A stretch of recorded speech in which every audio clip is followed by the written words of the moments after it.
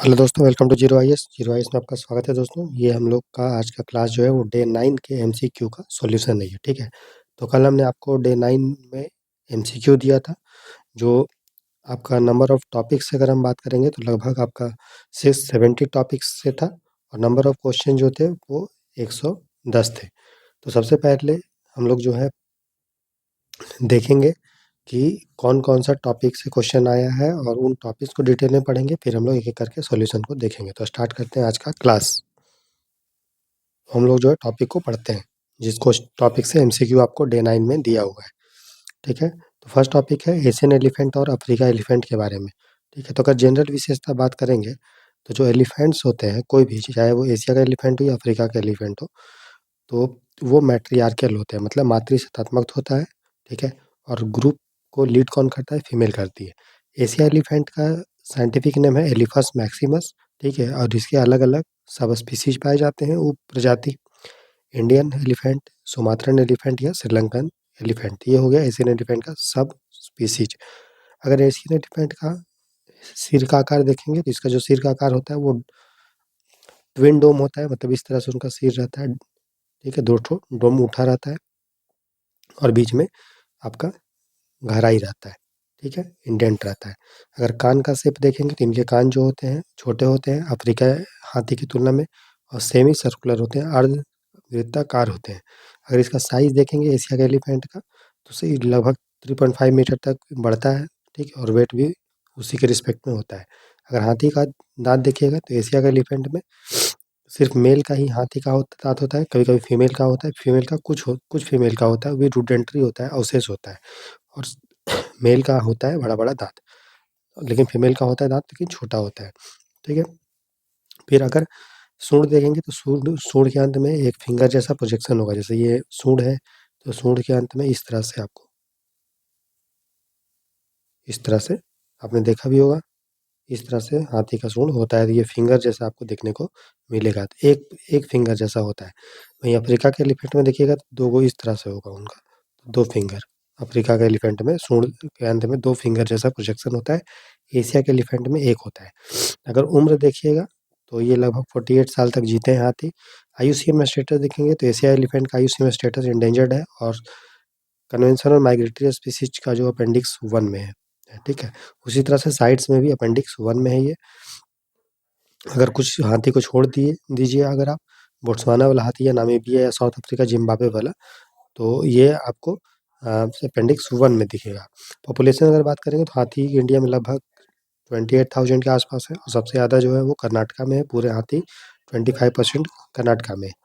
अगर गर्भकाल का पीरियड का बात करिएगा, जेस्टेशन पीरियड लगभग 18 से लेकर 22 महीना तक होता है एशिया के हाथी का। किस क्षेत्र में ज़्यादा आपको मिलेगा? तो साउथ एशिया में हाथी ज़्यादा मिलता है। एशिया वाला हाथी जिसमें Nepal, India, Sri Lanka, Myanmar, Thailand, Malaysia, Laos, Cambodia है। तो ये हो गया एशिया एलिफेंट के बारे में। अफ्रीका एलिफेंट का देखिएगा, तो ये दो इसका स्पीसीज, दो टाइप का प्रजाति इसमें रहते हैं अफ्रीका एलिफेंट में। एक अफ्रीका के जो जंगल में रहते हैं, जिसको फॉरेस्ट एलिफेंट बोलते हैं, और जो अफ्रीका के ग्रासलैंड में सवाना में रहते हैं, तो सवाना एलिफेंट बोलते हैं। अगर इसका सिर का आकार देखिएगा अफ्रीका के एलिफेंट का, तो इसका सिर जो होता है वो थोड़ा फुल होता है, ठीक है, भरा होता है और राउंड होता है हेडेड, ठीक है। और इसमें सिंगल डोम होता है, मतलब दो गो इस तरह से सर नहीं रहेगा, एक ही डोम इस तरह से उठा रहेगा उनका सर, ठीक है। कान जो होता है इसका बड़ा कान होता है, ठीक है। और अगर साइज़ देखिएगा, तो ये हाथी थोड़ा बड़ा होता है एशिया के हाथी की तुलना में, ठीक है। और अगर दाँत देखेंगे, तो इसमें मेल और फीमेल दोनों का जो है बड़ा-बड़ा दाँत होता है। और सूंड का बात करेंगे, तो सूंड के अंत में 2 फिंगर जैसा प्रोजेक्शन होता है, जो मैंने आपको दिखाया, ठीक है। अगर लाइफ स्पैन देखेंगे, तो एशिया एलिफेंट की तुलना में अफ्रीका का जो हाथी है वो लंबा जीता है 70 साल तक, ठीक है। अगर आईयूसीएन में स्टेटस देखेंगे, तो फॉरेस्ट वाला जो अफ्रीका का हाथी है वो क्रिटिकली इंडेंजर्ड है, और सवाना वाला जो है वो इंडेंजर्ड है। सीएमएस के अपेंडिक्स 2 में है, ठीक है। पॉपुलेशन देखिएगा लगभग 4 लाख अफ्रीका का हाथी है, और मैक्सिमम उसमें जो है वो सवाना है, ठीक है।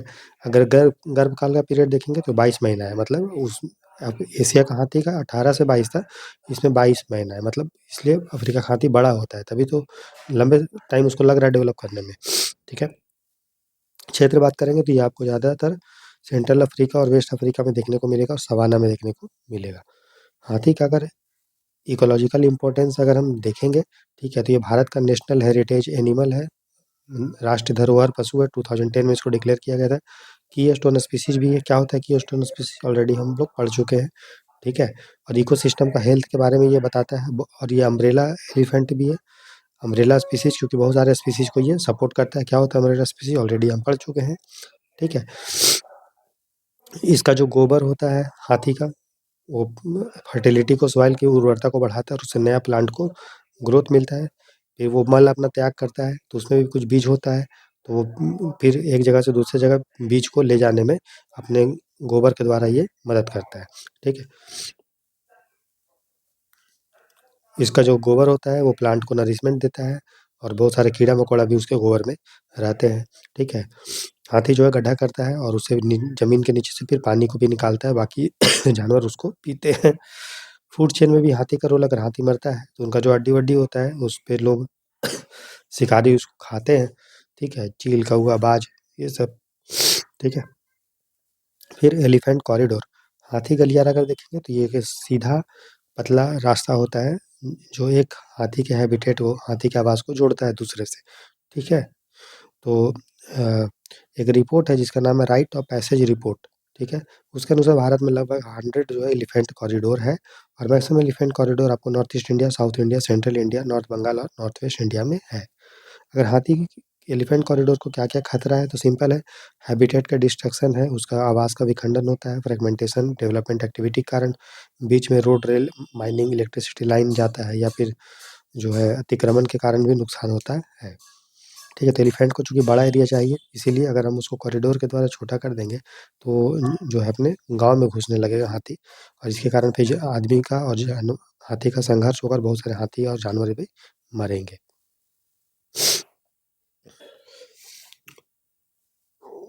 प्रोजेक्ट एलिफेंट के बारे में देखिएगा तो 1992 में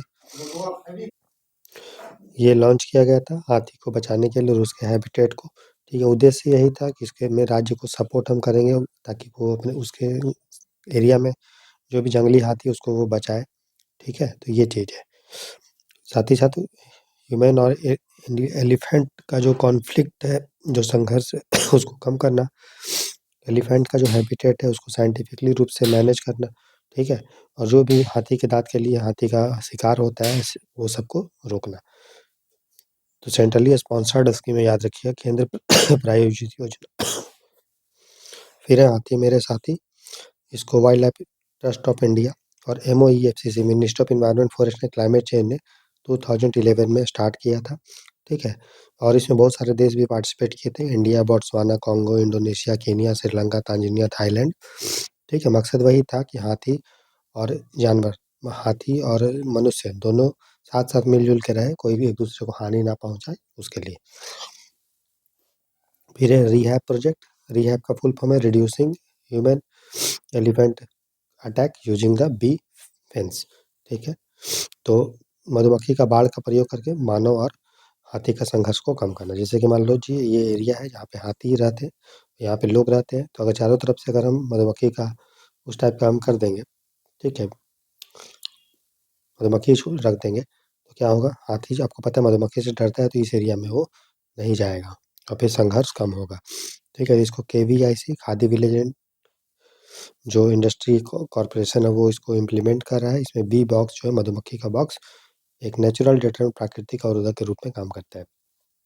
फिर एशियन एलिफेंट अलायंस, ठीक है, एशिया एलिफेंट का अलायंस, इसमें 5 NGO का ये ग्रुपिंग है, जिसमें 5 NGO ये सारे हैं, elephant family, IFAW, IUCN, WTI और वर्ल्ड लैंड ट्रस्ट, ठीक है। मकसद वही है कि जो एलिफेंट कॉरिडोर है उसको बचाना, संरक्षित करना। फिर IUCN, Asian elephant specialist group बनाया गया है, ठीक है। एशिया के एलिफेंट को बचाने के लिए, उसको मॉनिटर करने के लिए, मैनेज करने के लिए और कंजर्व करने के लिए। ये IUCN का जो स्पीशीज सर्वाइवल कमीशन है, उसका एक पार्ट है, उसका एक भाग है, ठीक है। तो ये सारा चीज़ हो गया हाथी के बारे में। अब हम लोग देखेंगे ग्रेट वन हॉर्न राइनो, ठीक है, ग्रेट एक सींग वाला गैंडा का कैसे संरक्षण करें, क्यों ज़रूरी है। तो क्यों जो है राइनो को, गैंडा को मारा जाता है, ठीक है। तो उनके मेनली उसको सींग के लिए जो है उसको मारा जाता है, क्योंकि बोला जाता है उसके सींग में केराटिन होता है और उसको मेडिसिन में यूज़ किया जाता है। ठीक है, तो अगर हम राइनो का बात करेंगे, गैंडा का पूरे विश्व में किस तरह से वो पाया जाता है, तो अफ्रीका में याद रखना है आपको कि व्हाइट राइनो और ब्लैक राइनो, तो काला गैंडा और सफ़ेद गैंडा कहाँ मिलता है? अफ्रीका में, ठीक है। जावा का गैंडा जो है वो आपको जावा और वियतनाम में ही थोड़ा-सा बचा हुआ है। सुमात्रा का राइनो जो है सबसे छोटा गैंडा अगर कोई है तो वो है सुमात्रा का गैंडा, ठीक है। ये आपको इंडोनेशिया के सुमात्रा आइलैंड में मिलता है। उसी तरह से ग्रेट वन हॉर्न राइनो का अगर बात करेंगे तो ये आपको एक सींग वाला जो गैंडा है, मान गैंडा, जिसका नाम है ग्रेट वन हॉर्न राइनो, वो आपको इंडिया, नेपाल, भूटान में मिलता है। भारत में लगभग 2400 राइनो है और पूरे विश्व में जितने भी गैंडा है उसका 2/3 गैंडा जो है वो भारत में है। अगर उनका सींग के बारे में अगर हम देखेंगे तो अफ्रीका और जो सुमात्रा का गैंडा है उसमें 2 सींग होते हैं और इंडिया और जावा का जो गैंडा होता है, ठीक है, वो एक सींग वाला गैंडा है, ठीक है। इंडिया का ग्रेटर अगर वन हॉर्न राइनो के बारे में देखेंगे तो ये आपको ट्रॉपिकल और सब ट्रॉपिकल ग्रासलैंड इंडिया में जो उसमें मिलता है और सरवलें झाड़ीदार क्षेत्र में मिलता है। पहले ये पूरे नॉर्थ इंडिया में मिलता था, लेकिन अब जो है इंडिया, भूटान और नेपाल के तराई क्षेत्र में ये देखने को मिलता है। मेन इसका पॉपुलेशन है वो है काजीरंगा जो आसाम में है, मानस नेशनल पार्क जो आसाम में है और पबितोरा वाइल्ड लाइफ सेंचुरी जो असम में है। इसको खतरा जो है वो शिकार के कारण है या फिर उसका हैबिटेट लॉस या ह्यूमन एनिमल कॉन्फ्लिक्ट के कारण। आईयूसीएन में जो स्टेटस इसका है वल्नरेबल है, साइट्स के अपेंडिक्स 1 में है, वाइल्ड लाइफ प्रोटेक्शन एक्ट के शेड्यूल 1 में है। अगर इसका कंजर्वेशन मेजर्स देखेंगे कि कैसे इसको संरक्षण हम कर रहे हैं तो 2005 में असम की गवर्नमेंट जो है वो इंडियन राइनो विजन लेके आई थी 2020। WWF world wide fund for nature और आईआरएफ इंडियन राइनो फाउंडेशन की मदद से मकसद था कि जो गैंडा है उसका संख्या को 3000 करना, ठीक है। उसके बाद एक 2019 में, ठीक है, नेपाल, इंडिया, भूटान, इंडोनेशिया और मलेशिया ने मिलके एक new Delhi declaration on rhino conservation जो है अ, पे साइन किया, ठीक है। गवर्नमेंट ऑफ इंडिया ने लॉन्च किया एक प्रोजेक्ट जिसके तहत जितने भी भारत में राइनो है उसका डीएनए का प्रोफाइलिंग किया जा रहा है। अगर इंडियन राइनो विजन के बारे में हम लोग ऑलरेडी आपको बता दिया है। इस पे आपको आसाम, ठीक है, तो असम में और अगल-बगल क्षेत्र में राइनो को बचाना है, यही इंडियन राइनो विजन का मकसद था, ठीक है। साथ ही साथ पबितोरा वाइल्ड लाइफ सेंचुरी जो है उसमें गैंडा ज़्यादा हो गया था, तो वहाँ से उसको ट्रांसलोकेट करके स्थानांतरण करके मानस में भेजना, ठीक है। इंडियन राइनो विजन 2020 में एंड हो गया और आंशिक रूप से ये सफल हुआ और जो हम लोग का लक्ष्य था आसाम में कि 3000 राइनो को टारगेट था, वो हम लोगों ने अचीव कर लिया। लेकिन वो उनका शिकार अभी भी होता है, इनस्टेबिलिटी के कारण जो है वो पूरी तरह से इम्प्लीमेंट हम लोग उसको नहीं कर पाए और सक्सेस नहीं हो पाया मानस नेशनल पार्क में, जो आसाम में है, फिर लाओ-खोवा, बोराचवारी वाइल्ड लाइफ सेंचुरी जो आसाम में है और काज़ीरंगा असम में। तो अगर हम वर्ल्ड राइनो स्पीशीज़ का अगर स्टेटस देखेंगे तो व्हाइट राइनो मैंने बताया अफ्रीका का है। इसकी पॉपुलेशन जो है लगभग 18,000 है और इसका पॉपुलेशन डिक्रीज़ कर रहा है, आईयूसीएन में ये नियर थ्रेटेंड है। ब्लैक राइनो ये भी अफ्रीका में मिलता है, इनका पॉपुलेशन लगभग 5000 के आस-पास है। इसका पॉपुलेशन इंक्रीज़ कर रहा है। ठीक है, ब्लैक राइनो जो है आईयूसीएन के क्रिटिकली एंडेंजर्ड में आता है। ग्रेट वन हॉर्न राइनो का बात करेंगे तो इंडिया, नेपाल, भूटान में मिलता है, इनका पॉपुलेशन लगभग 3600 के आस-पास है और आईयूसीएन में ये वल्नरेबल आता है। सुमात्रा राइनो, इनका पॉपुलेशन 80 से कम है और आईयूसीएन में ये क्रिटिकली एंडेंजर्ड है। जावा राइनो इंडोनेशिया में मिलता है और आईयूसीएन में ये क्रिटिकली एंडेंजर्ड है। सुमात्रा भी इंडोनेशिया में मिलता है। तो ये हो गया गैंडा के बारे में। अब हम लोग डॉल्फिन के बारे में देखते हैं। तो डॉल्फिन अलग-अलग टाइप का होता है। पहला है हमारा south Asian river dolphin, south Asian river dolphin, ठीक है। तो ये फ्रेश वाटर डॉल्फिन है, ठीक है। और इसके 2 सब स्पीशीज़ होते हैं, 2 टाइप होते हैं। ये फ्रेश वाटर में रहता है साउथ एशियन रिवर डॉल्फिन। पहला टाइप है इसका गंगेज़ी रिवर डॉल्फिन, जो आपका गंगा नदी और आस-पास की नदियों में मिलता है और एक है इंडस रिवर डॉल्फिन जो इंडस नदी में मिलता है, सिंधु नदी में, ठीक है। और इनका डिस्ट्रीब्यूशन देखेंगे तो इंडिया, बांग्लादेश, नेपाल, भूटान में मिलता है। इसको खतरा भी है कैसे शिकार होने से और हैबिटेट लॉस, डैम या एम्बैंकमेंट से, पॉल्यूशन से। इंडस रिवर डॉल्फिन देखेंगे तो ये आपको मेनली आपको पाकिस्तान में मिलता है, क्योंकि पाकिस्तान में ही मैक्सिमम आपको सिंधु नदी है और इंडिया में बात करेंगे तो इंडिया के ब्यास नदी में ये मिलता है, ठीक है। और ये अंधा होता है, लगभग अंधा होता है ये और ये लेकिन डायरेक्शन को जानने के लिए अपना इको का प्रयोग करता है, इको के द्वारा ये लोकेशन को पता करता है। ठीक है, ये साइट्स के अपेंडिक्स 1 में, सीएमएस के अपेंडिक्स 1 में, और कोई भी डॉल्फिन आ जाए, चाहे वो इंडस है या इरावदी है या कोई भी, वो आईयूसीएन में इंडेंजर्ड डॉल्फिन में आता है, चाहे वो इंडस हो या फिर गंगेटिक डॉल्फिन हो। तो हम लोग बात कर रहे थे इंडस डॉल्फिन के बारे में। अब है गंगेज रिवर डॉल्फिन, इसको सूसू भी बोलते हैं, और ये भारत का 2009 से नेशनल एक्वाटिक एनिमल राष्ट्रीय जल जीव है ये, और असम का ये एक्वाटिक एनिमल भी है। ठीक है, और ये आपको गंगा नदी में मिलता है ये, और ये सिर्फ एकमात्र सिर्फ फ्रेश वाटर में ही मिलेगा, ताज़ा पानी में ही, जिस तरह से इंडस है उस तरह से ये भी है, फ्रेश वाटर में मिलता है। ये आपको गंगा, ब्रह्मपुत्र, मेघना रिवर्स में मिलते हैं। ठीक, और आईयूसीएन में इसका स्टेटस क्या है, इंडेंजर्ड है। इरावदी डॉल्फिन देखेंगे तो ये आपको फ्रेश वाटर में नहीं मिलता है, ये ब्रैकिश वाटर में मिलता है, खारा पानी में। ठीक है, नदी के मुहाना पे, एस्चुरी में, फ्रेश वाटर में भी थोड़ा थोड़ा मिलेगा, लेकिन मेनली ये आपको ब्रैकिश वाटर में मिलता है। ये गंगा, मेकोंग और इरावदी नदी में मिलता है। और अगर उड़ीसा में कहाँ पे मिलता है, चिलिका झील में। ठीक है, याद रखने का, उड़ीसा का चिलिका झील में कौन सा डॉल्फिन मिलता है, इरावदी डॉल्फिन। इरावदी जो है वो म्यांमार की एक नदी है। ठीक है, इसको संघर्ष है किससे, मानव से। उसके बाद इसका जो है जाल वाल में फंस जाता है, नाव के कारण भी ये मर जाता है। आईयूसीएन में स्टेटस देखेंगे कोई भी डॉल्फिन का, तो इंडेंजर्ड होगा, साइट्स के अपेंडिक्स 1 में, सीएमएस के अपेंडिक्स 1 में, वाइल्ड लाइफ प्रोटेक्शन एक्ट के शेड्यूल 1 में। तो गंगेज रिवर डॉल्फिन को बचाने के लिए भारत सरकार ने क्या किया है, वाइल्ड लाइफ प्रोटेक्शन एक्ट के शेड्यूल 1 में इसको शामिल किया है। साथ ही साथ विक्रमशिला जो बिहार में है, वहाँ पे विक्रमशिला गैंगेटिक रिवर डॉल्फिन भी बनाया है, जो एकमात्र डॉल्फिन का सेंचुरी है इंडिया का। ठीक है, 2020 में डॉल्फिन का प्रोजेक्ट लॉन्च किया गया, प्रोजेक्ट डॉल्फिन। ठीक है, और नदी का डॉल्फिन हो या फिर मैरीन डॉल्फिन, मतलब इरावदी डॉल्फिन, दोनों को इसमें बचाया गया है। फिर हमारे पास कंजर्वेशन एक्शन प्लान है 2010 से लेकर 20 तक, इसके तहत भी डॉल्फिन को बचाने के बाद किया गया है। फिर हमारा जो प्रोग्राम है integrated development for wild life habitat, जिसको IDWH बोलते हैं, उसमें भी गंगेटिक रिवर डॉल्फिन को जगह दिया गया है बचाने के लिए। 5 अक्टूबर को हम लोग मनाते हैं national Ganga river dolphin day, याद रखिएगा। ठीक है, तो ये चीज़ है। अब हम लोग देखेंगे क्रोकोडाइल को बचाने के लिए क्या क्या किया जा रहा है। तो एक तरफ तो क्रोकोडाइल होता है, दूसरा होता है एलिगेटर और घड़ियाल। तो याद रखना, क्रोकोडाइल जो है वो कौन सी फैमिली को है, क्रोकोडाइली फैमिली को आता है ये। एलिगेटर जो गैटरार्डी फैमिली को आता है, और घड़ियाल जो है गेविलिडी फैमिली को आता है। क्रोकोडाइल जो होता है मगरमच्छ, वो खारा पानी में रहता है, सॉल्ट वाटर में। एलिगेटर जो होता है वो फ्रेश वाटर में रहता है, और घड़ियाल जो है वो भी फ्रेश वाटर में रहता है। घड़ियाल आप देखे होंगे, उसमें एक लंबा सा इसका मुंह होता है, और एक पतला, ठीक है, और एक ऊपर में से करके स्नाउट होता है, इस तरह से ऐसे करके थथुना इसका होता है। ठीक है, और ये क्यों होता है, मछली पकड़ने के लिए। घड़ियाल, जो क्रोकोडाइल होता है वो सबसे ज़्यादा एग्रेसिव होता है, आक्रामक होता है। वहीं घड़ियाल जो है वो शर्मीला होता है, वो शांत में रहना पसंद करता है, अकेले। ठीक है, अगर इंडियन क्रोकोडाइल स्पीशीज देखेंगे तो इसमें घड़ियाल जो है वो क्रिटिकली इंडेंजर्ड है। घड़ियाल फ्रेश वाटर में रहता है, मछली को खाता है। ठीक है, और थोड़ा सा ये लंबा होता है।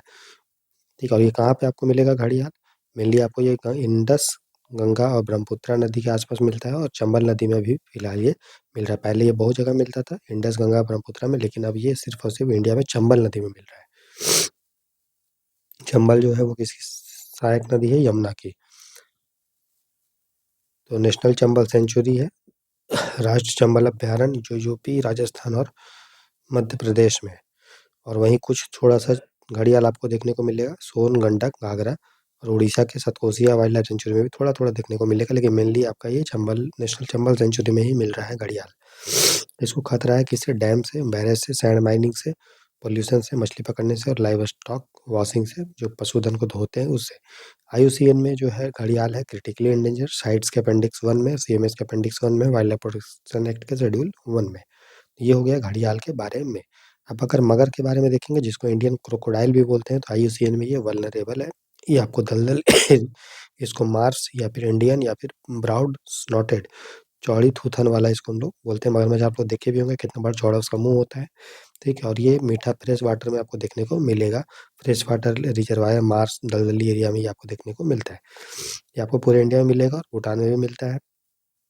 इसको खतरा है खेती से, इंडस्ट्री से, इलीगल सैंड माइनिंग से। ठीक है,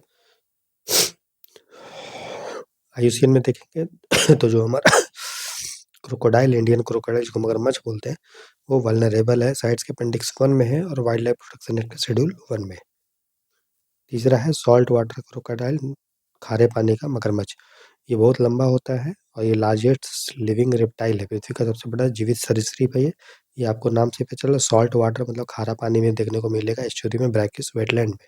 ठीक है, ये लगभग 20-20 फीट, 15-15 फीट फीट होता है। ठीक है, जैसे उड़ीसा के भीतर का निकाय में मिलेगा, Andaman Nicobar, south east Asia मिलता है, और IUCN में इसका स्टेटस जो है वो लिस्ट का आंसर में, साइट्स के अपेंडिक्स 1 में, वाइल्ड लाइफ प्रोटेक्शन एक्ट के शेड्यूल 1 में। इसका इसको खतरा किससे है? इसको शिकार होता है इसके चमड़ा के लिए, और हैबिटेट का लॉस के कारण इसको खतरा है। भारत सरकार क्रोकोडाइल को बचाने के लिए Indian crocodile conservation project start किया है।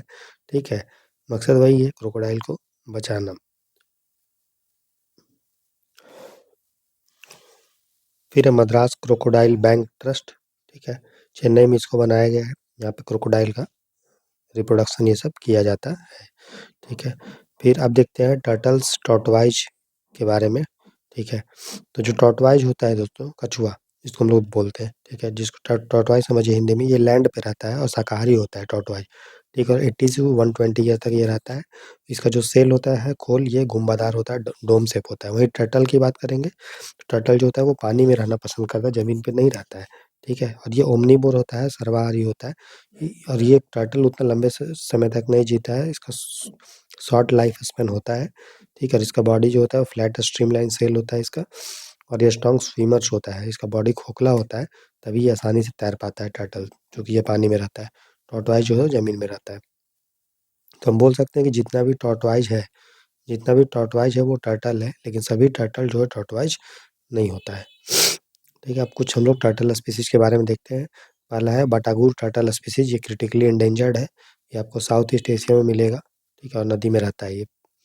ठीक है, इसके स्पीसीज इंक्लूड है इसमें सदर्न रिवर टेरापिन, जो क्रिटिकली एंडेंजर्ड है, नॉर्दर्न रिवर टेरापिन, जो क्रिटिकली एंडेंजर्ड है, थ्री स्ट्राइप्स रूफ टर्टल, जो क्रिटिकली एंडेंजर्ड है, गंगा नदी में मिलने वाला रेड क्रॉन्ड रूफ टर्टल, ये भी क्रिटिकली एंडेंजर्ड है, पेंटेड टेरापिन क्रिटिकली एंडेंजर्ड है, बर्मिज रूफ टर्टल ये भी क्रिटिकली एंडेंजर्ड है। तो याद रखिएगा ये सब, और सभी अपेंडिक्स 1 में है मैक्सिमम सभी, और नॉर्दर्न रिवर टेरापिन जो है वो याद रखिए अपेंडिक्स 2 में है, लेकिन वो भी क्रिटिकली एंडेंजर्ड है।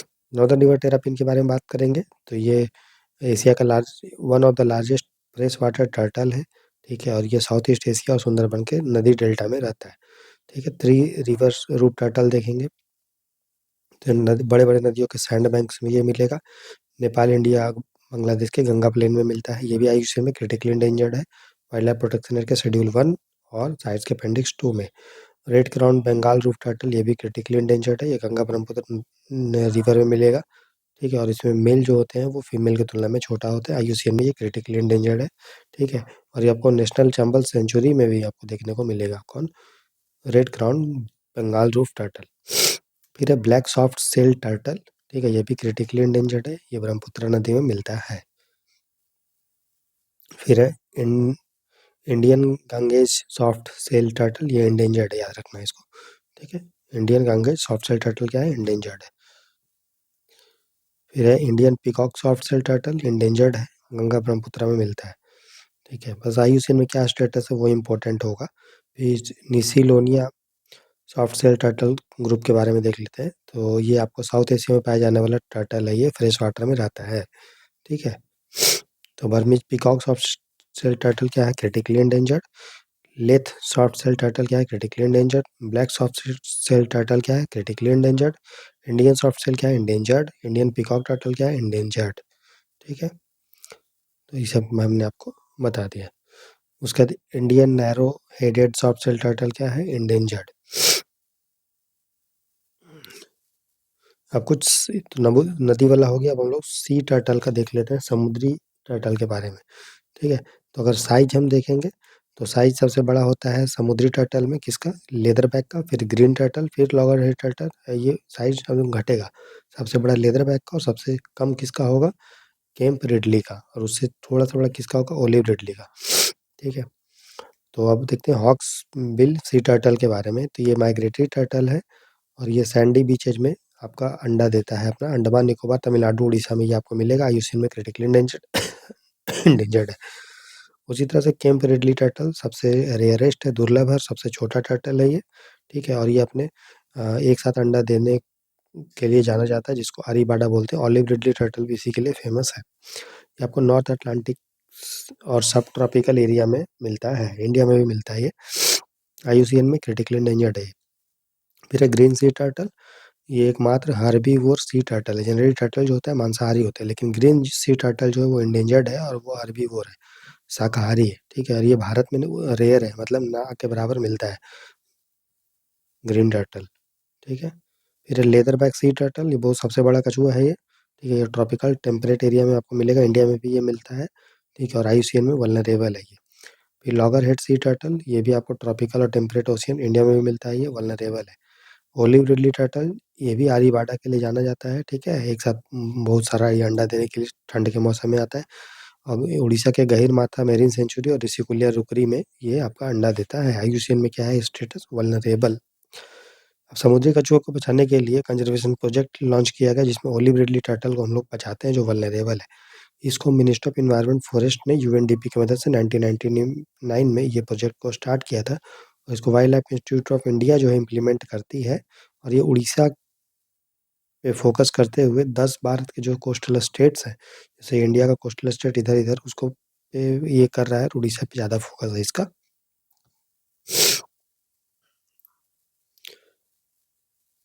ठीक है, तो ये आपको ध्यान रखना है। अब हम लोग देखते हैं वल्चर के बारे में, भारत गिद्ध के बारे में। तो इंडिया में बहुत सारा गिद्ध मिलता था, है ना?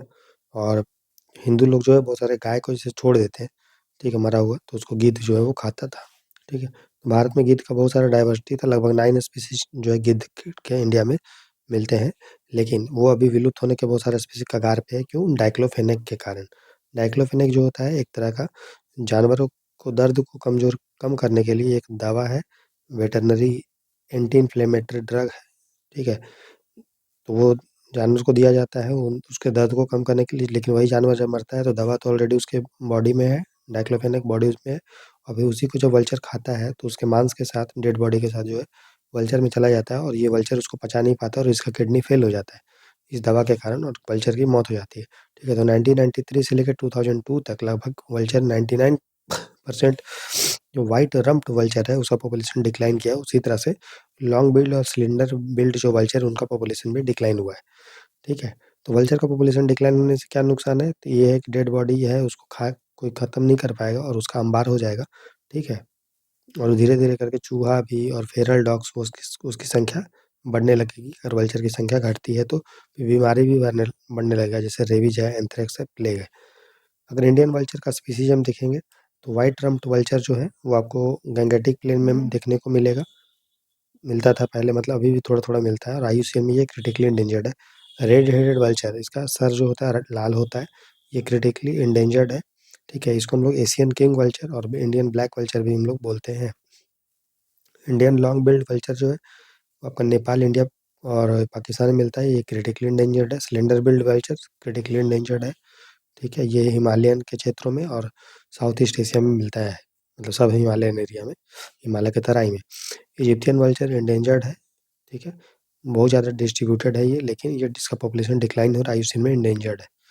Himalayan Griffin vulture near threatened है, ये हिमालय और तिब्बत प्लेटो में मिलता है।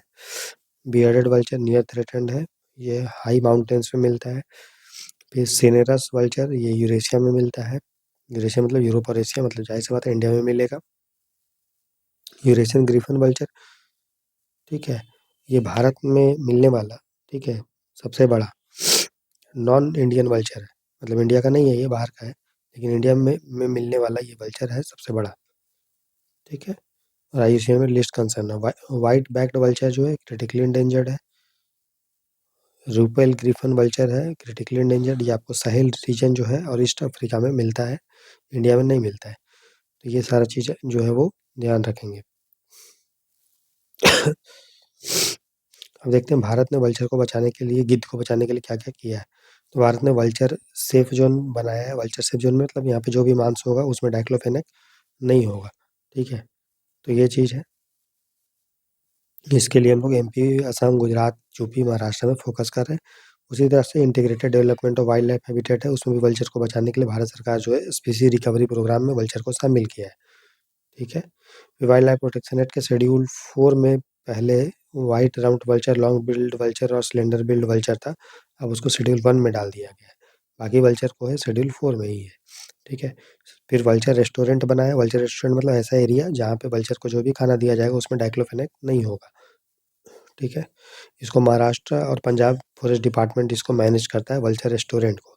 फिर बॉम्बे नेचुरल हिस्ट्री सोसाइटी जो है ये भी वल्चर को बचाने के लिए काम हमारा कर रहा है, और इसने भी जो है वल्चर सेफ जोन बनाया है। तो वल्चर सेफ जोन वही है, एक एरिया होता है, ठीक है, बहुत किलोमीटर का, वहाँ पे डाइक्लोफेनेक यूज नहीं होता है, ठीक है। और जनरली इसको कॉर्बेट नेशनल पार्क और दुधवा कतरनी घाट जो वाइल्ड लाइफ सेंचुरी है यूपी में, वहाँ पे इसको हम लोग बनाए हैं। नेपाल भी जो है एशिया का पहला वल्चर सेफ जोन जो है वो बना रहा है, ठीक है। तो वल्चर को कंजर्व करने के लिए 2020 से 25 तक जो है एक्शन प्लान भी भारत सरकार का चल रहा है, जिसमें डाइक्लोफेनेक को यूज को कम करना है या ख़त्म करना है, ठीक है। और वल्चर का जो भी पॉपुलेशन है उसकी संख्या को बढ़ाना है 5 साल में, ठीक है। मेन उद्देश्य वही है कि जो हमारा डाइक्लोफेनेक है, ठीक है, उसको बैन करना, ठीक, जानवर पे यूज पे, ठीक है। और ऐसा दवा बनाना जो वल्चर अगर खाए भी तो नुकसान उसको ना हो, जैसे मेलॉक्सिकैम जो है वो डाइक्लोफेनेक जैसा नहीं है, ये वल्चर को नुकसान नहीं पहुंचाता है, ठीक है। और वल्चर सेफ जोन बनाना है हर राज्य में, ये मकसद है। और जो भी भारत में 9 वल्चर पाए जाते हैं उनके मॉनिटर करना इसका मकसद है, ठीक है। तो 2006 में डाइक्लोफेनेक को पशु के लिए एंड वेटरनरी यूज के लिए सरकार ने बैन कर दिया है, उसके जगह मेलॉक्सिकैम जो है वो यूज किया जाता है। तो ये हो गया वल्चर के बारे में। अब हम लोग पढ़ेंगे project hangul Kashmiri tag. Kashmiri Stag समझ लीजिए, कश्मीरी हिरन टाइप का, इसको हंगुल बोलते हैं। तो ये सेंट्रल एशियन रेड डियर का एक उप प्रजाति है, सब स्पीसीज है। ये आपको जम्मू कश्मीर में नेटिव ही वहीं पे मिलेगा, और खासकर दचिंगम नेशनल पार्क जो है जम्मू कश्मीर का, वहीं पे मिलता है ये, ठीक है। फिर प्रोजेक्ट हंगुल जो है कश्मीरी स्टैग इसको बोलते हैं, ठीक है ना। और इसका आईयूसीएन स्टेटस क्या है, क्रिटिकली इंडेंजर्ड है, ठीक है। उसी तरह से integrated development of wild life habitat IDWH के बारे में देखते हैं।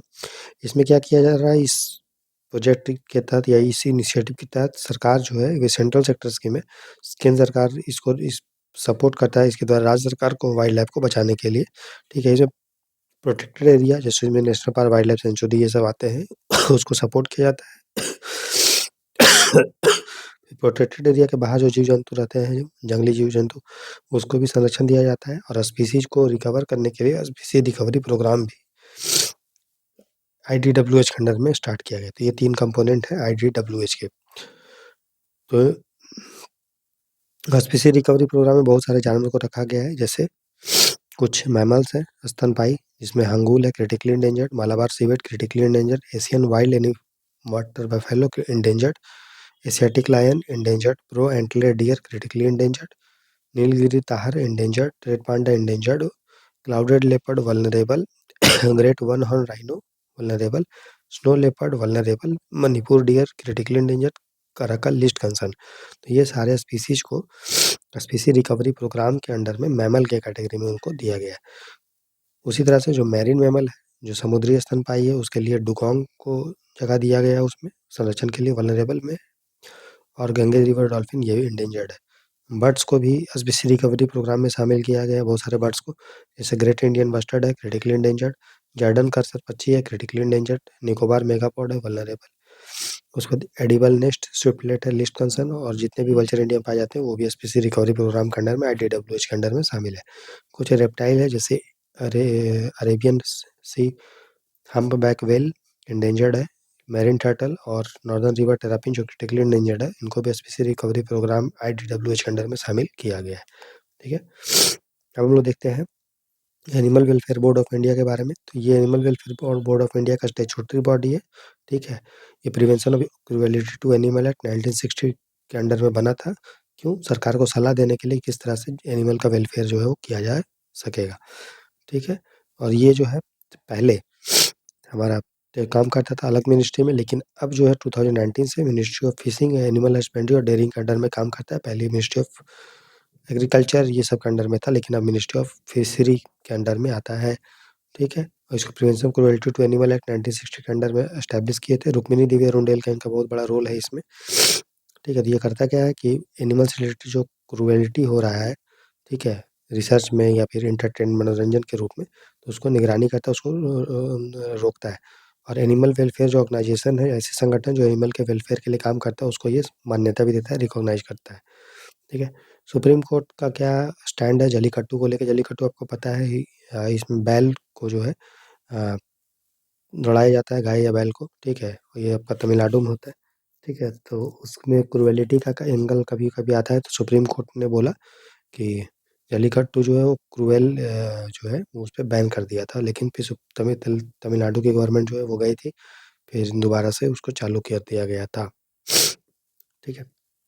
फिर national wild life action plan है 2017 से लेकर 31 तक, ठीक है? तो भारत का पहला national wild life action plan start किया 1983 में, दूसरा 2002 से 16 में, और तीसरा प्लान है 2017 से 31 में। तो तीसरा प्लान भारत में चल रहा है वाइल्ड लाइफ एक्शन प्लान, जिसका नाम है NWAP 2017 से लेके 31 तक। मकसद यही है कि इसमें एक एरिया को नहीं बचाना है, ये एक क्षेत्र को, बल्कि पूरे लैंडस्केप को हमको बचाना है, पूरे एरिया को, ताकि जेनेटिक डाइवर्सिटी भी रहे और जो भी स्पीसीज हो, जो भी इकोसिस्टम उसका सस्टेनेबल तरीका से यूज़ हो।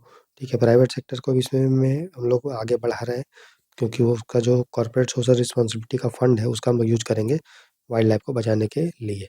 तो national wild life action plan जो है 2017 से 31 में, उसके कंपोनेंट अगर बात करेंगे, तो वाइल्ड लाइफ हैबिटेट का इसको अच्छे से मैनेज करना है, क्लाइमेट चेंज को कम करना है, रिसर्च वाइल्ड लाइफ के फील्ड में रिसर्च और मॉनिटरिंग करना है, कम्युनिटी का पार्टिसिपेशन बढ़ाना है, और जो वाइल्ड लाइफ रिलेटेड क्राइम है उसको मैनेज करना है।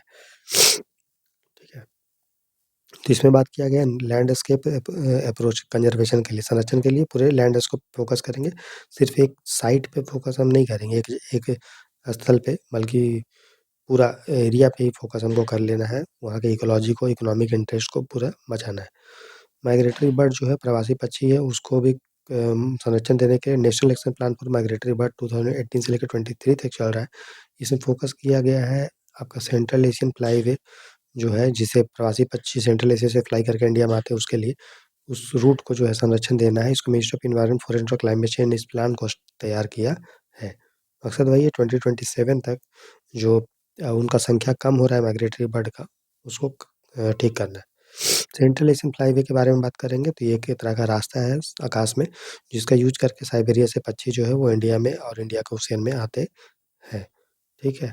और बोला जाता है कि जितने भी माइग्रेटरी बर्ड स्पीशीज़ है, लगभग 90% स्पीशीज़ जो है वो इसी रूट के होते हुए इंडिया में आते हैं।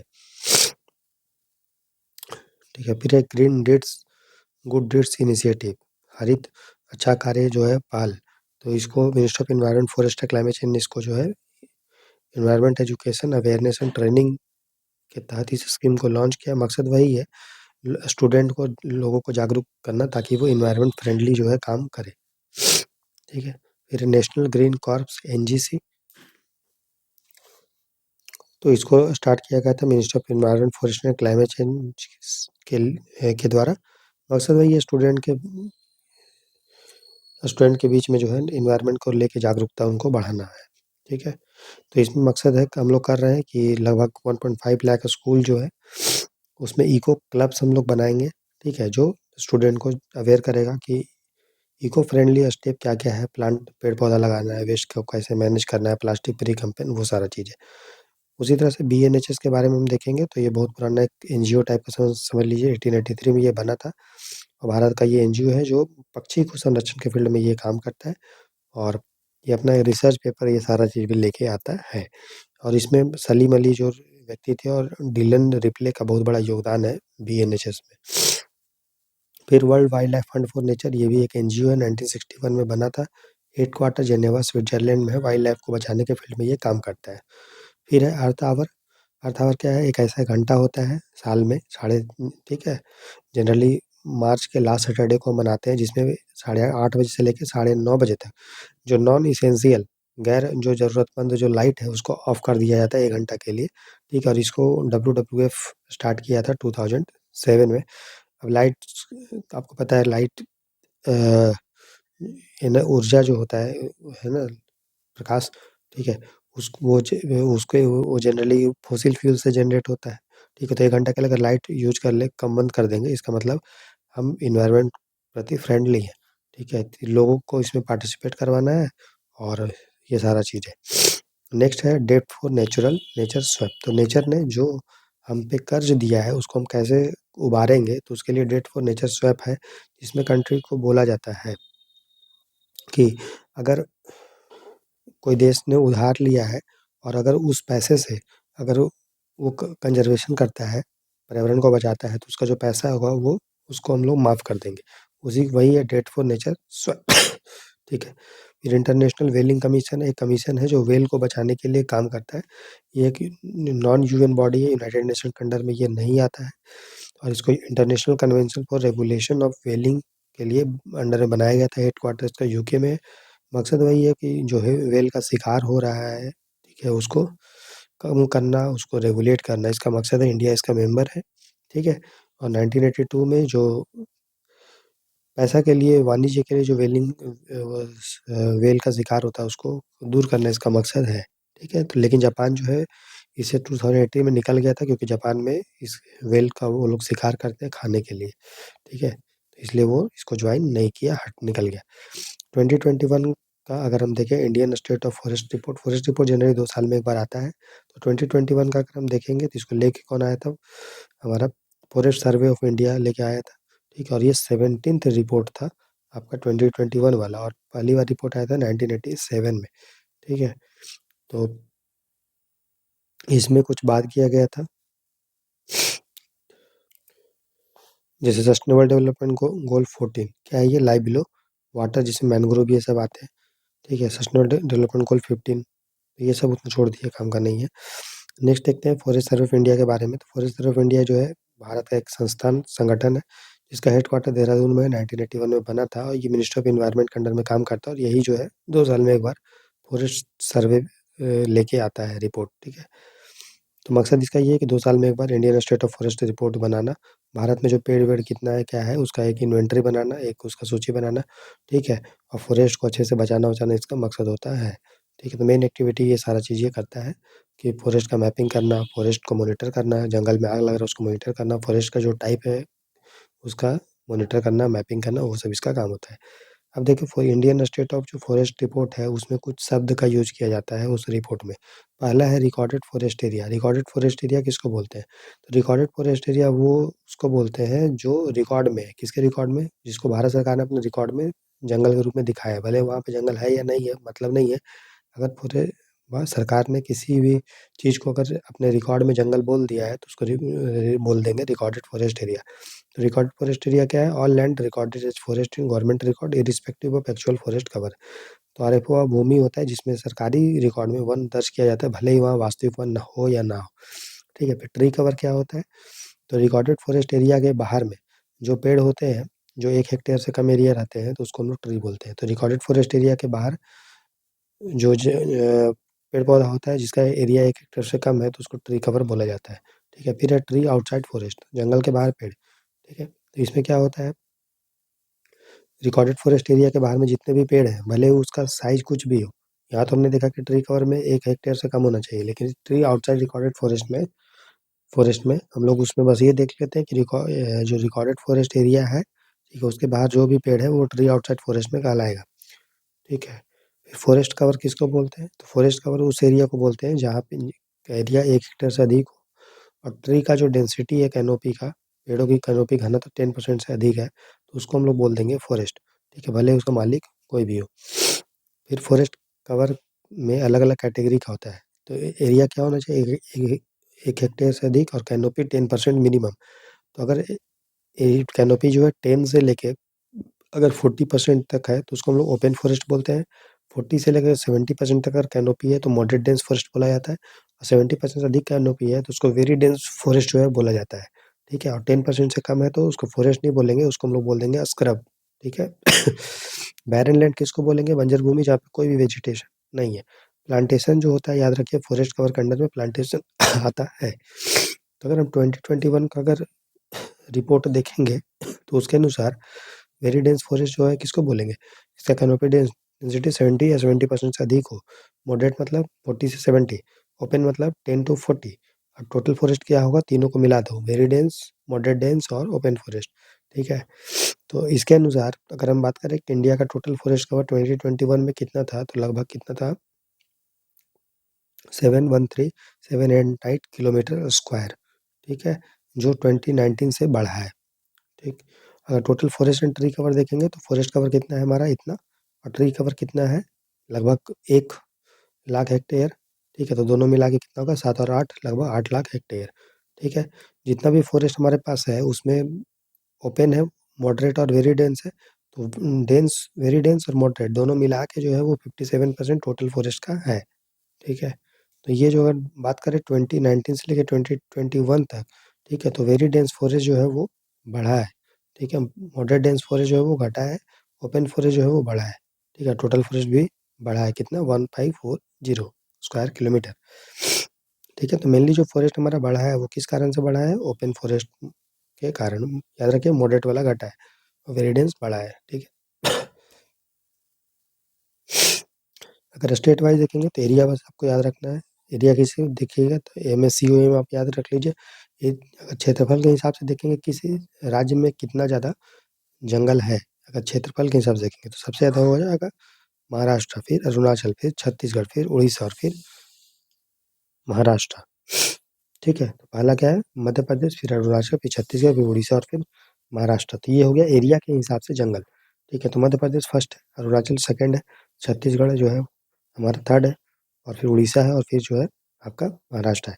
वहीं अगर हम परसेंटेज से देखेंगे, परसेंटेज मतलब जो स्टेट में जितना जंगल है उस स्टेट का एरिया का वो कितना परसेंट है, ठीक है। तो परसेंटेज के हिसाब से देखेंगे तो आप ऐसे याद कर लीजिए, मियाँ बेमाना, मिजोरम में सबसे ज़्यादा है परसेंटेज के हिसाब से फॉरेस्ट, फिर है अरुणाचल, फिर है मेघालय, फिर है मणिपुर और फिर है नागालैंड, ठीक है। तो ये आपका परसेंटेज के हिसाब से है, मिजोरम में सबसे ज़्यादा, और क्षेत्रफल से क्या था, MP, ठीक है। तो हाईएस्ट फॉरेस्ट कवर का एरिया देखेंगे तो MP, और परसेंटेज देखेंगे तो मिजोरम। और अगर इंक्रीज बोलेगा सबसे ज़्यादा 2021 में तो अरुणाचल, उड़ीसा, और सबसे ज़्यादा डिक्रीज जो हुआ वो हुआ अरुणाचल प्रदेश, ठीक है। तो ये चीज़ है।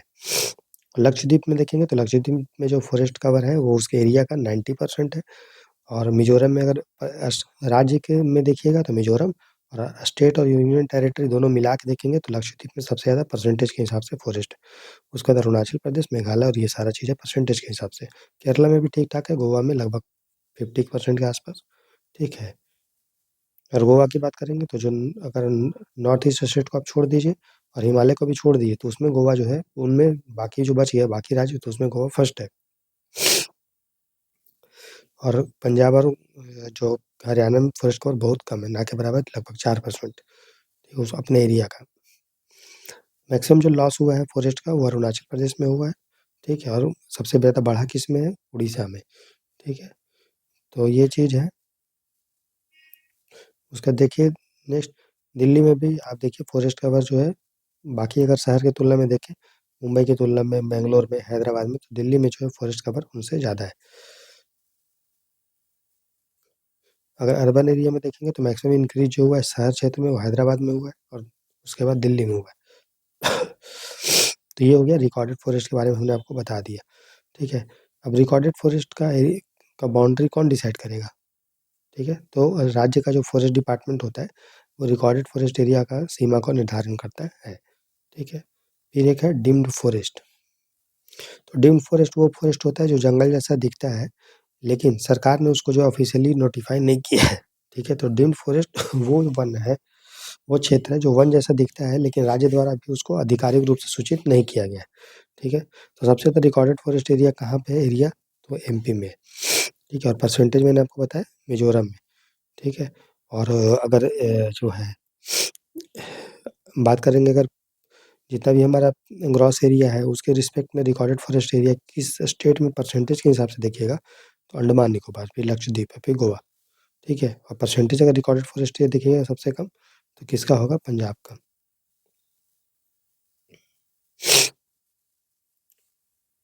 ठीक है। तो रिकॉर्डेड फॉरेस्ट एरिया अगर हम परसेंटेज के रिस्पेक्ट में देखेंगे तो अंडमान निकोबार में सबसे ज़्यादा है, ठीक है। फिर है सिक्किम और ये सारा चीज़ें।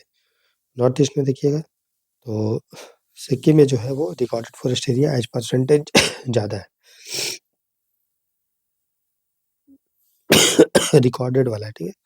जो सरकार ने रिकॉर्ड में माना है, टोटल नहीं।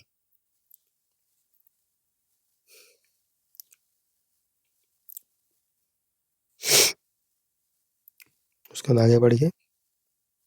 अब देखिए जब हम लोग फॉरेस्ट सर्वे किया जाता है तो उसमें अलग-अलग कलर में अलग-अलग फॉरेस्ट के टाइप को दिखाते हैं। जैसे डार्क ग्रीन किसको दिखाएँगे? वेरी डेंस को, लाइट ग्रीन मॉडरेट डेंस को, और येलो ग्रीन किसको? ओपन फॉरेस्ट को, और स्क्रब जो रहेगा झाड़ी उसको क्या दिखाएगा? बीच कलर का, भूरा कलर का, और सफ़ेद कलर जिसमें जंगल नहीं है, ठीक है? ट्री कवर हमने बता दिया, जिसका एरिया 1 हेक्टेयर से कम हो और कैनोपी 10% से कम हो, तो उसको हम लोग ट्री कवर बोलते हैं, ठीक है? तो ट्री इम्पोर्टेंट होता है, भले ही वो जंगल नहीं, लेकिन ट्री तो है। तो नेशनल जो हमारा एग्रो फ़ॉरेस्ट्री पॉलिसी है, राष्ट्रीय कृषि वानिकी नीति, उसके तहत जो है ट्री कवर को मॉनिटर किया जाता है। और हम लोग का जो मकसद है कि था कि फ़ॉरेस्ट कवर को और ट्री कवर को 1/3 करना, उसमें दोनों शामिल था, फ़ॉरेस्ट और ट्री दोनों शामिल था। तो अगर ट्री कवर देखेंगे तो सबसे ज़्यादा पेड़ जो है वो महाराष्ट्र में, फिर राजस्थान और फिर मध्य प्रदेश।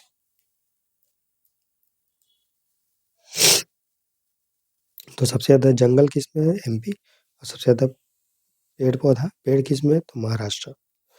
ट्री कवर चंडीगढ़ में भी हाईएस्ट ट्री कवर है, चंडीगढ़ में, ठीक है, एज कम्पेयर टू बाकी राज्य। लक्षद्वीप में देखेंगे तो टोटल हमारा जो ट्री आउटसाइड जो फॉरेस्ट है, ट्री आउटसाइड फॉरेस्ट, फॉरेस्ट के बाहर जो पेड़ है, अगर उसके एरिया के रिस्पेक्ट में देखिएगा, ग्रॉस एरिया के रिस्पेक्ट में, तो लक्षद्वीप में 100%, केरला में 37%, ठीक है। अगर जंगल में आग का बारे में बात करेंगे तो भारत का लगभग 36% जंगल जो है वो आग लगने के, मतलब आग लगने का बहुत संभावना है, ठीक है।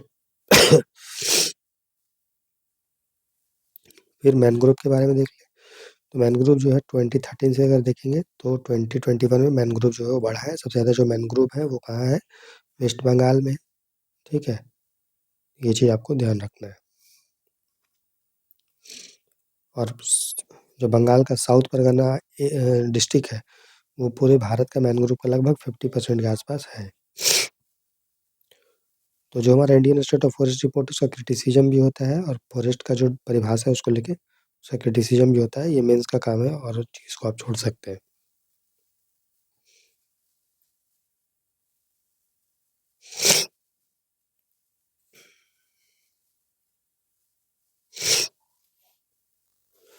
फिर अगर नेशनल फॉरेस्ट इन्वेंटरी के बारे में बात करेंगे, तो नेशनल फॉरेस्ट इन्वेंटरी जो है वो बनाया जाता है। सबसे पहले समझिए नेशनल फॉरेस्ट इन्वेंटरी क्या है ना? तो इसमें जितने भी भारत में पेड़-वेड़ हैं, सिर्फ़ पेड़ नहीं बल्कि उसका बायोमास, उसका से मिट्टी में कितना कार्बन को वो स्टोर करता है।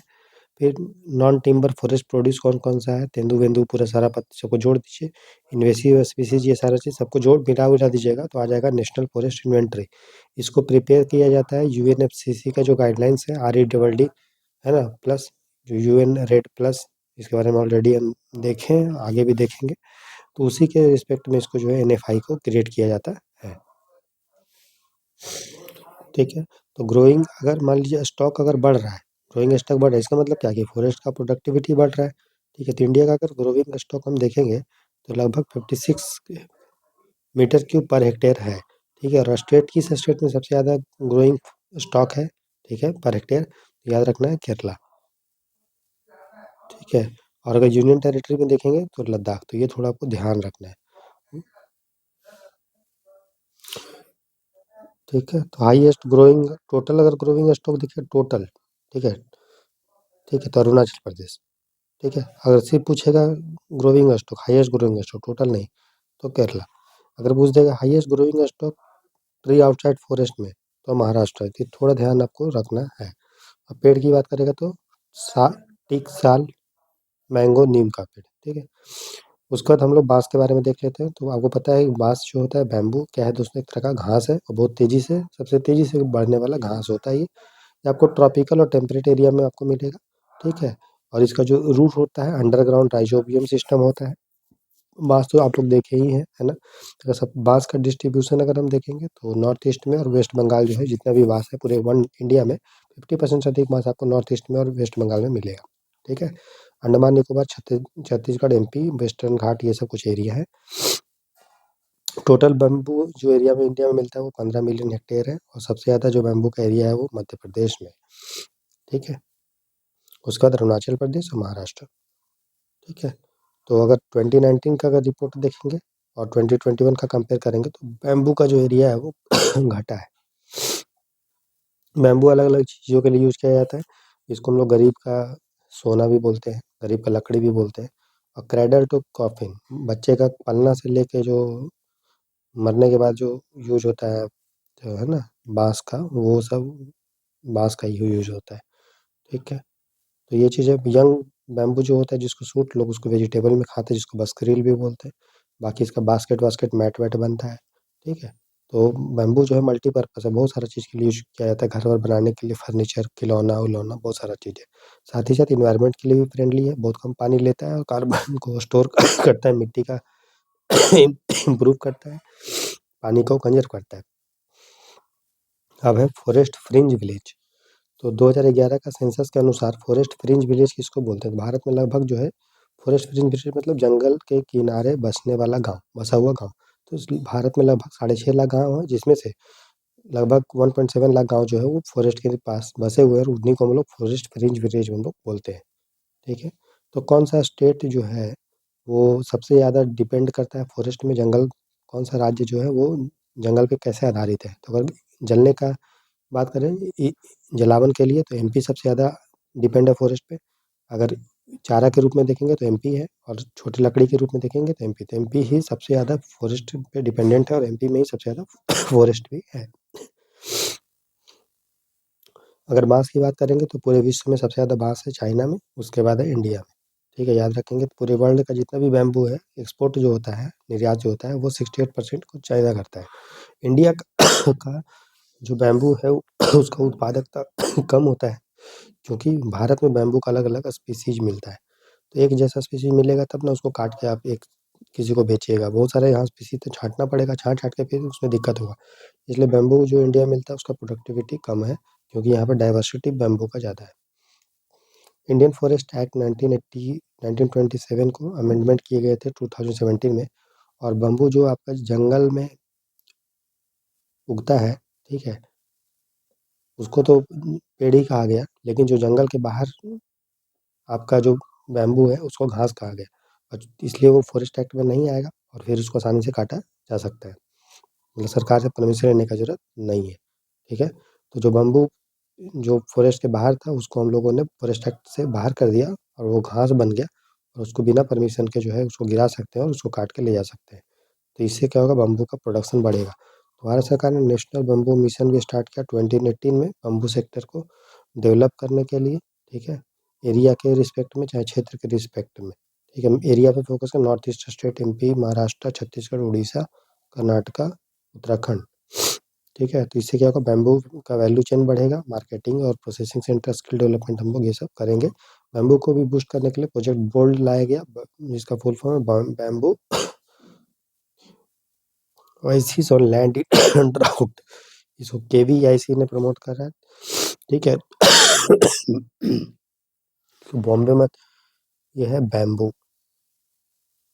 तो जो शुष्क एरिया होते हैं, जो सेमी एरिड एरिया होता है, वहाँ पे बैम्बू लगाएंगे और उसको ग्रीन ग्रीन कर देंगे, तो वही है प्रोजेक्ट बोल्ड, केवीआईसी का ये है, ठीक है। इससे गाँव के लोगों को जीवन यापन मिल जाएगा, और जो मरुस्थलीकरण उससे बच जाएगा। अब हम देखते हैं कि भारत में कौन कौन सा जंगल पाया जाता है, और उसका परसेंटेज मोटा मोटा आपको ध्यान रख लीजिएगा। जैसे सबसे ज़्यादा इंडिया में जो जंगल है उसका नाम है ट्रॉपिकल ड्राई डेसिडियस फॉरेस्ट, उष्णकटिबंधीय शुष्क पर्णपाती वन। वो कितना है, पूरे जितने इंडिया में जंगल है उसका लगभग 40% आसपास ट्रॉपिकल ड्राई डेसिडियस है। ट्रॉपिकल मॉइस्ट डेसिडियस उष्णकटिबंध अर्ध पर्णपाती जो है, वो अर्ध पर्णपाती वो 18% है। जो प्लांटेशन है वो 10%। जो ट्रॉपिकल सेमी एवरग्रीन है वो 6%। बस शुरू का याद रखना है तीन, एक है ट्रॉपिकल ड्राई, फिर मॉइस्ट, और फिर प्लांटेशन, फिर ट्रॉपिकल सेमी एवरग्रीन, बस थोड़ा थोड़ा याद रखना है। सब ट्रॉपिकल ब्रॉडलीफ हिल फॉरेस्ट जो है उष्णकटिबंधीय चौड़ी पत्ती वाले पहाड़ी वन 4%।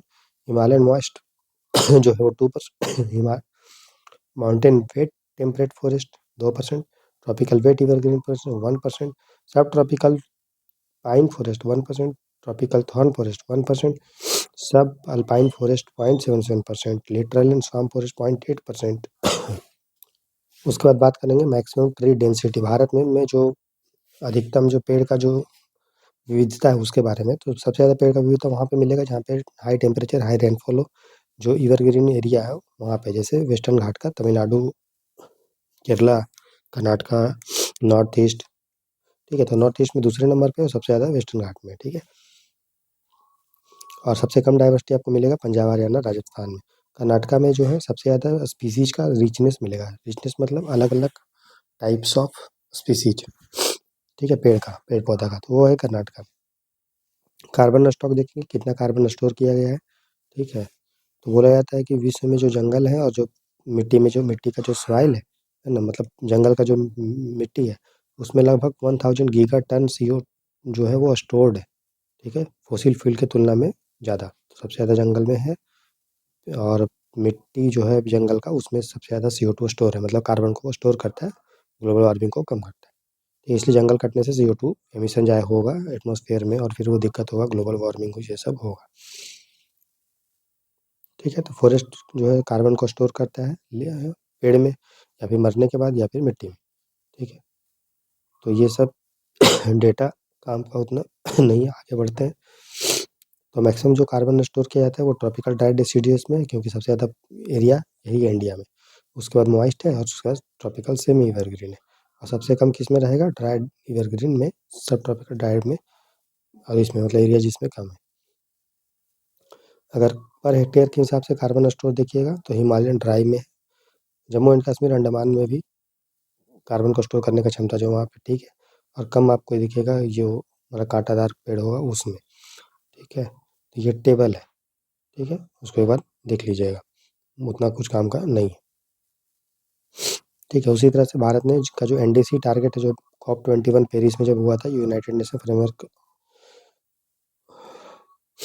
ऑन क्लाइमेट चेंज, है ना, UNFCCC convention on climate change, तो उसमें भारत ने बोला था कि हम 2030 तक 2.5 से 3 बिलियन टन CO2 को स्टोर करने के पेड़ लगाएंगे। ठीक है, इसके लिए ओपन फॉरेस्ट को हम लोग रीस्टोर करेंगे और जंगल को बढ़ाएंगे। ठीक है, उसी तरह से एक रिपोर्ट है, उसका नाम याद रखेंगे, ग्लोबल फॉरेस्ट असेसमेंट रिपोर्ट 2020, जो FAO लेके आता है, और ये 5 साल में एक बार किया जाता है। ठीक है, इसमें विश्व में, पूरे विश्व में जितने भी जंगल हैं कंट्री में, वो कौन से देश में कितना है वो देखा जाता है। तो उसके अनुसार अगर हम बात करेंगे कि 2010 से लेकर 20 तक सबसे ज़्यादा जंगल का इंक्रीज बढ़ा किस में है, तो वो है चाइना में। ठीक है, और सबसे ज़्यादा जंगल की बात करेंगे तो कहाँ है, सबसे ज़्यादा जंगल जो है वो रूस में है, उसके बाद ब्राज़ील में है, फिर कनाडा में है, फिर USA में है, फिर चाइना में। याद रखिए इंडिया जो है टॉप 5 कंट्री में नहीं आता है जंगल के रिस्पेक्ट में। ठीक है, उसी तरह से जो डेमोक्रेटिक रिपब्लिक ऑफ कॉन्गो है, अफ्रीका का देश, ब्राज़ील जो है अमेरिका का है, इन 2 देश को मिला के अगर बात करें कि तो अपने एरिया, इनका जो भी एरिया है, अपने एरिया से 50% से अधिक यहाँ पे इनका जंगल है। ठीक है, उसी तरह से फॉरेस्ट जो हमारा रिपोर्ट है 2020 जो FAO का है, उसने हाईलाइट किया कि इंडिया का जो जॉइंट फॉरेस्ट मैनेजमेंट है, यहाँ पे इंडिया जो है जंगल को ट्राइबल लोगों को कम्युनिटी की मदद से जो है जंगल को बचाता है। वो भारत का सबसे, एशिया का सबसे बड़ा जंगल को बचाने के लिए मैनेजमेंट सिस्टम है। ठीक है, इसके लिए सोशल फॉरेस्ट्री और जंगल में जो वनीकरण किया जा रहा है ना, तो उस सबका बहुत बड़ा रोल है, और महिलाओं का भी पार्टिसिपेशन इसमें बहुत ही ज़्यादा है। नेशनल फॉरेस्ट पॉलिसी के बारे में अगर बात करेंगे, राष्ट्रीय वन नीति 1988 का, तो सबसे पहला पॉलिसी जो हमारा बना था वो यही था। ठीक है, और इसको फिर सबसे पहले तो 1894 में बना था। ठीक है, उसके बाद इसको रिवाइज किया 1952 में, और फिर 1982 में। तो सबसे पहला बार भारत का पॉलिसी बना है 1894 में, आज़ादी के पहले। आज़ादी के बाद 1952 वाला है, उसका 1988 वाला है। ठीक है, मकसद वही है, जंगल को बचाना और इकोलॉजी को, ये सबको बचाना। ठीक है, ये सारा चीज़ है। मकसद था कि 133% जो है ग्रॉस एरिया, जितना भी भारत का एरिया है, उसको 133 मतलब 33% वहाँ पे जंगल होना चाहिए, पेड़ पौधा। ठीक है, तो ये सारा चीज़ है। ऑब्जेक्टिव वही सब है, जंगल को बचाना, मिट्टी को, इरोजन को कम करना, है ना, सैंड ड्यून्स ये सब जो बढ़ रहा है उसको कमज़ोर करना, पेड़ लगाना।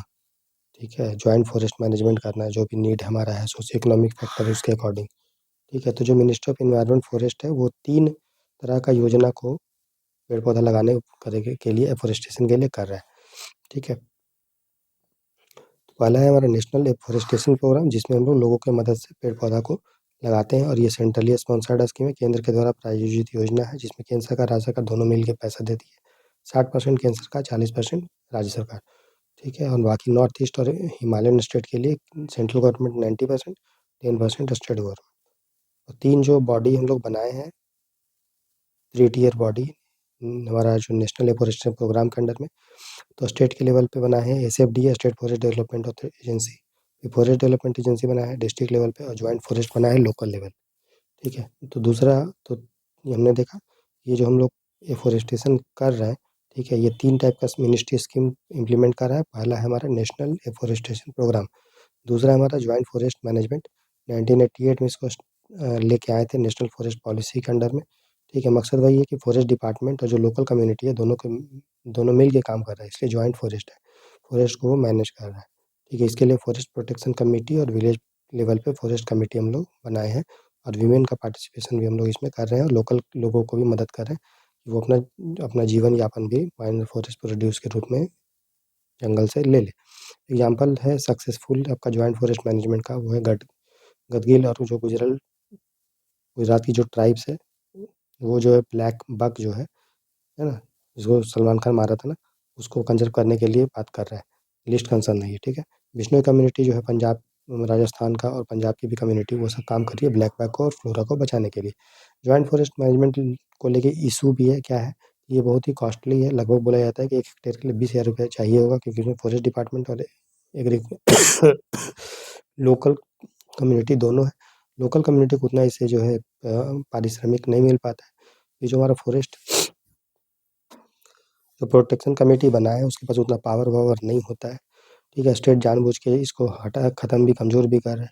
और फॉरेस्ट स्टाफ में और गाँव में कभी-कभी टसल देखने को, कॉन्फ्लिक्ट देखने को मिलता है, महिलाओं का पार्टिसिपेशन भी उतना नहीं हो रहा है इसमें, ठीक है। लोकल कम्युनिटी भी देखा जाता है कभी-कभी कि वो जो हमारा नॉन टिम्बर फॉरेस्ट प्रोड्यूस है, उसको मिसयूज़ कर रहे हैं।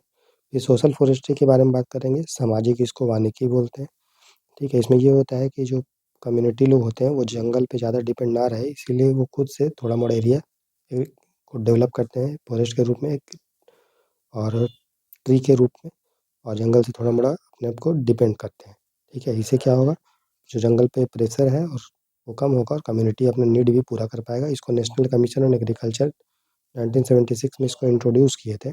इसके कंपोनेंट है फार्म फॉरेस्ट्री मतलब अपना जो प्राइवेट आपका ज़मीन जो है, खेत है, उस पे पेड़ लगाना।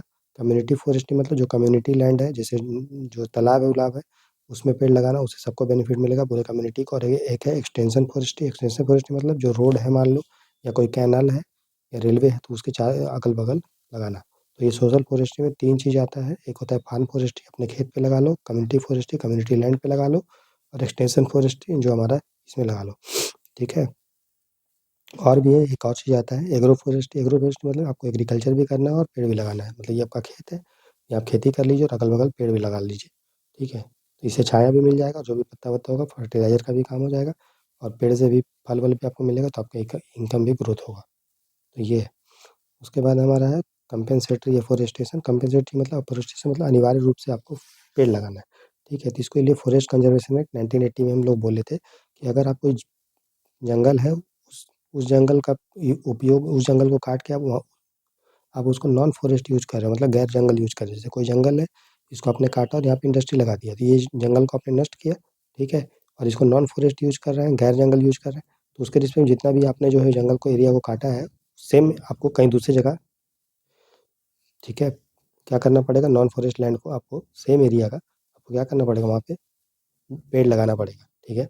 तो when ever forest land is diverted for non forest use, जब भी वन भूमि गैर वन उपयोग के लिए ली जाती है, an equal area of non forest land, उतना ही गैर वन भूमि कंपेंसेटरी फॉरेस्टेशन के लिए मतलब पेड़ लगाने के लिए देना अनिवार्य है, ठीक है। अगर मान लीजिए नॉन फॉरेस्ट लैंड जहाँ पे आप पेड़ लगाना चाह रहे हैं वहाँ वो अवेलेबल नहीं है, तब आपको कितना क्या करना पड़ेगा, तो जो डिग्रेडेड फॉरेस्ट लैंड है, ठीक है, क्षतिग्रस्त वन भूमि है, उसका ट्वाइस एरिया को आपको कंपेंसेटरी एफॉरेस्टेशन करना पड़ेगा, तो ये थोड़ा ध्यान रखना है।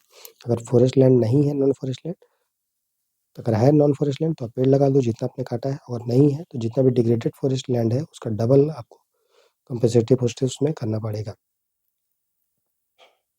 ठीक है? तो कोई भी प्रोजेक्ट जब स्टार्ट होता है, ठीक है? तो सबसे पहले आइडेंटिफ़ाई किया जाता है कि ये जो आप पेड़ काट रहे हैं, जितना आपको उसी एरिया के रिस्पेक्ट में उतना आपको जंगल पेड़ लगाना पड़ेगा।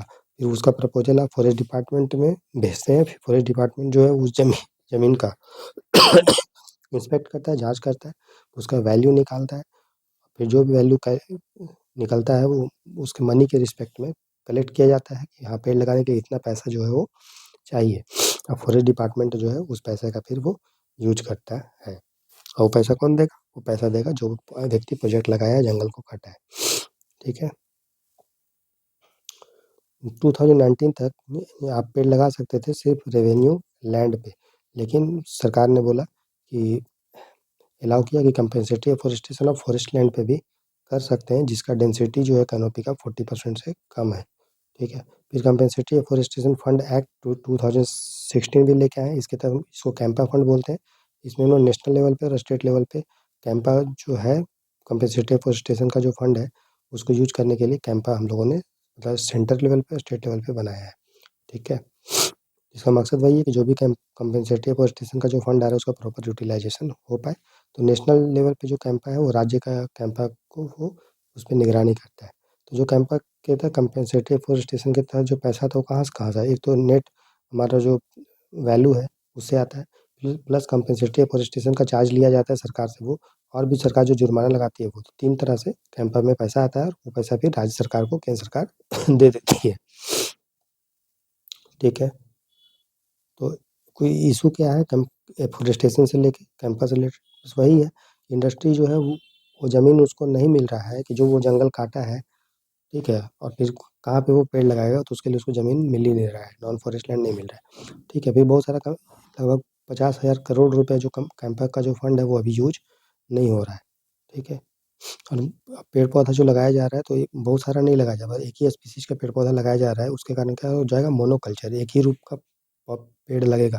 जंगल में तो बहुत सारा पेड़ पौधा रहता है, लेकिन जब आप एक ही तरह का पेड़ पौधा लगा दीजिएगा तो वो एक्चुअल वैल्यू जो होगा डाइवर्सिटी का कम हो जाएगा। ठीक है? तो ये प्लांटेशन बन जाएगा एक तरह का, है ना? और वो नेचुरल फॉरेस्ट को भरपाई नहीं कर सकता है। ठीक है? तो ग्रासलैंड जो है वो उसको कन्वर्ट कर दिया जा रहा है प्लांटेशन के रूप में, इससे ग्रासलैंड भी खतरे में हो जाएगा।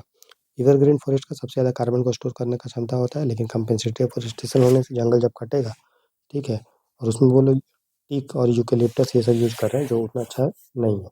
ठीक है? ये हो गया। फिर है green credit scheme. Green credit scheme जो है इसको फॉरेस्ट एडवाइजरी कमेटी जो बनी थी वो उसको अप्रूव करती है। मकसद वही है ग्रीन क्रेडिट स्कीम में कि इसमें प्राइवेट एजेंसी को इससे मदद मिलता है कि वो पेड़ लगाता है और पेड़ लगाने के बाद उसको बेच सकता है कि हाँ, हमने इतना जो है वो पेड़ लगाया है, तो उसके रिस्पेक्ट में उतना उसको क्रेडिट मिल जाएगा और उस क्रेडिट को वो फॉरेस्ट डिपार्टमेंट को ट्रांसफ़र कर देगा। और वो भी कंपेंसेटरी एफॉरेस्टेशन के लिए वो जो एरिया है वो फॉरेस्ट लैंड के रूप में काउंट होगा। ठीक है? तो हम बात करें कि जो एफएससी है, फॉरेस्ट एडवाइजरी जो कमेटी का असेसमेंट मूल्यांकन ये है कि नॉन फॉरेस्ट उसने बोला कि जो नॉन फॉरेस्ट प्लांटेशन है, जो जंगल के बाहर जो प्लांटेशन प्राइवेट लोग लगा रहे हैं, उसको भी कंपेंसेटरी फॉरेस्ट में काउंट करने के लिए इससे क्या होगा, सस्टेनेबल डेवलपमेंट गोल और हमारा जो एनडीसी है, नेशनल डिटरमाइंड कंट्रीब्यूशन पेरिस के अंडर में उसका कमिटमेंट इंडिया को वो पूरा होगा। ठीक है ना? ग्रीन इंडिया मिशन के तहत भी हम लोग का मकसद है कि 2030 तक 2.5 से 3 बिलियन टन CO2 को स्टोर करने के लिए हम लोग पेड़ लगाएंगे, लगभग 10 मिलियन हेक्टेयर। ठीक है? तो ग्रीन क्रेडिट स्कीम का क्रिटिसिज्म होता है, ये होता है कि इससे क्या होगा, लोग पेड़ काटने लगेंगे और सिर्फ प्लांटेशन कर लेंगे, इसलिए जो पेड़ जंगल होगा उसका प्राइवेटाइजेशन हो जाएगा, निजीकरण हो जाएगा। ठीक है? और बाकी जो कंपेंसेटरी एफॉरेस्टेशन का जो इशू था हमने जो देखा था मोनोकल्चर और सारा चीज़, उसको ये रिज़ॉल्व नहीं करता है। अब है रिफॉरेस्टेशन। रिफॉरेस्टेशन मतलब जहाँ पे पेड़ नहीं था वहाँ पे पेड़ लगाना, उसको रिफॉरेस्टेशन हम लोग बोलते हैं। ठीक है? या पेड़ जहाँ पे था वो कम हो गया था वहाँ पे उसको ठीक करना। उसके लिए एरियल सीडिंग होता है। एरियल सीडिंग मतलब हवा आसमान से हम लोग जो है मिट्टी को जो है वो गिराते हैं। ठीक है? मिट्टी के साथ और भी सारा चीज़ पूरा प्रेशर के साथ, तो वो जहाँ पे गिरता है तो वहाँ पे फिर पेड़ उगता है, उसी को हम लोग बोलते हैं एरियल सीडिंग। ठीक है? उसको एरियल रिफॉरेस्टेशन भी आप बोल सकते हैं। उसमें हम लोग सीड बॉल जो है छोड़ते हैं, बीज की गोलियाँ बनाते हैं जिसमें मिट्टी विट्टी होता है, कंपोस्ट होता है, उसको हेलीकॉप्टर ड्रोन से छोड़ते हैं, उसको एरियल सीडिंग हम लोग बोलते हैं। तो उसका सक्सेस रेट हो 50%, मतलब 50 बॉल आप डालेंगे तो उसमें 50 मतलब 100 डालेंगे तो 50 में ही बीज आपका निकलेगा, ठीक है।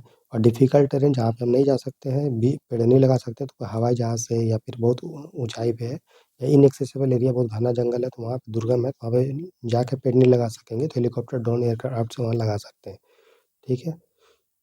इससे जंगल में जो आग होगा वो भी धीरे-धीरे करके रुकेगा और पूरा जंगल को हम कवर कर सकते हैं। एक होता है डार्ट सीडिंग, ये एरियल सीडिंग के जैसा ही होता है, ठीक है। बस इसमें कुछ नहीं होता है कि इसमें बॉल नहीं छोड़ के एक इस तरह से कोन के रूप में छोड़ते हैं ऊपर में, यहाँ पे इसमें बीज-वीज होगा और सारा चीज़, इसमें नुकीला होगा, तो ये जब ज़मीन में जब आएगा तो धँस जाएगा, ठीक है।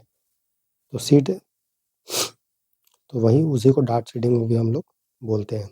ये रैपिड फॉरेस्ट रिस्टोरेशन में से मदद मिलेगा, इससे ज़मीन में वो पेनिट्रेट हो जाएगा मिट्टी में और उसको अंकुरन क्षमता जो होगा, है ना, ग्रो करने का, ठीक है, वो बढ़ेगा, जर्मिनेशन का क्षमता। तो इसके लिए हेलीकॉप्टर ये सब हम लोग इसको यूज़ करते हैं। तो प्लांटेशन चाहे एरियल से करें या डार्क मेथड से, वो करना चाहिए, ठीक है। और कब? मानसून के पहले, ताकि मानसून आएगा, थोड़ा बड़ा पानी होगा तो फिर वो अंकुरित होगा और वो कवर हो जाएगा, ठीक है दोस्तों। इस तरह से डे 9 का जो एमसीक्यू का जो टॉपिक्स था वो हम लोगों ने पूरा अच्छे से कर लिया। कल हम लोग जो 110 एमसीक्यू है उसको सॉल्यूशन करेंगे। अपना ख्याल रखिए। God bless you. Good night. Take care. Bye bye.